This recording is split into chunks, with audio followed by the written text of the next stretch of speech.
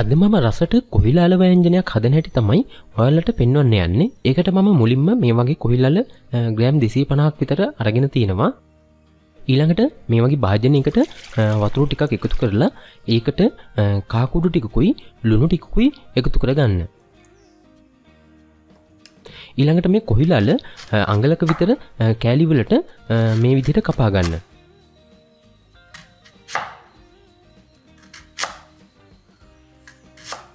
ඊළඟට මේ කපාගත්තු කොහිලාල කැබලි වල පොත්ත මේ විදිහට කපලා ඉවත් කරගන්න.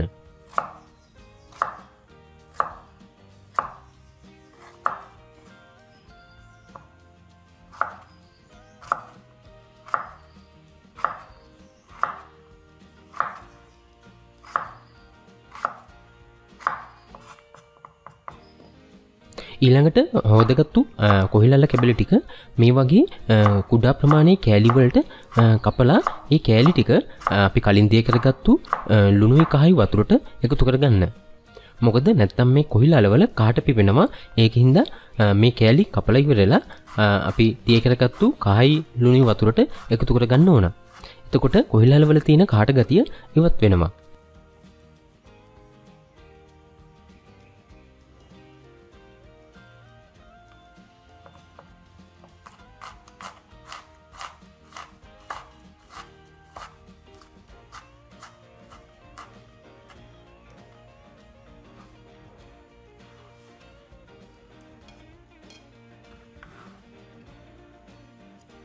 ඊළඟට මම කපාගත්තු කොහිලාල ටික වතුර මේ විදිහට මිරිකලා ඉවත් කරගන්නවා.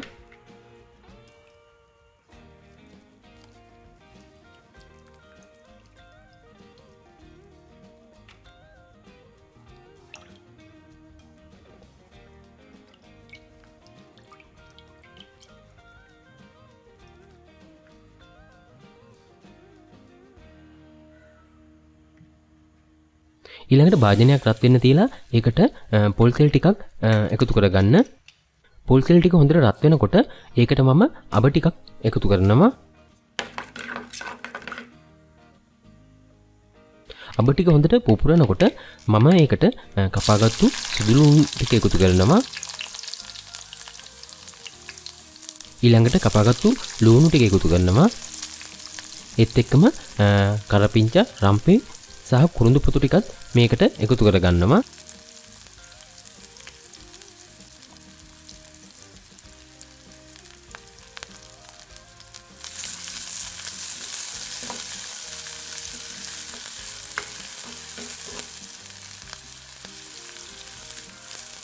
ඊළඟට මම මේකට මිරිස් කුඩු ටිකකුයි 3-5 කුඩුයි එකතු කරගෙන මේ ටික හොඳට ටෙම්පරාදු කරගන්නවා.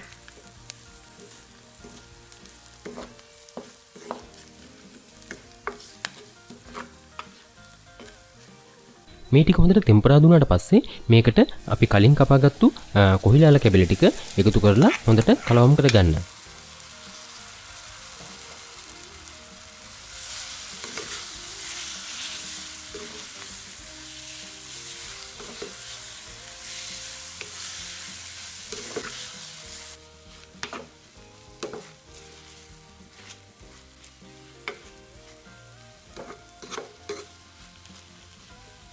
කොහිලාල කැබලි ටික කලවම් කරගෙන ඊළඟට මේකට පොල් කිරි එකතු කරගන්න ඕන.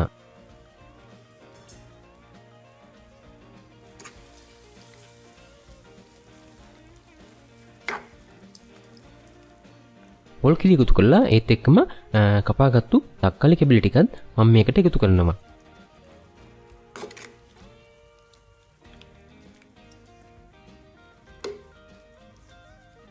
මේ වෙලාවේදී මම රසානුව මේකට ලුණු එකතු කරගන්නවා.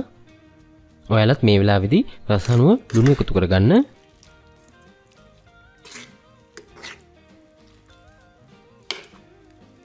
ඊළඟට මේ කොහිලාල ටික හොඳට තැම්බෙනකන් මේ වෑංජනේ හොඳට උයා ගන්න ඕන. දැන් මේ කොහිලාල වෑංජනේ කොහිලාල හොඳට තැම්බිලා තියෙන්නේ. මම මේක දැන් ලිපෙන් ඉවත් කරගන්නවා.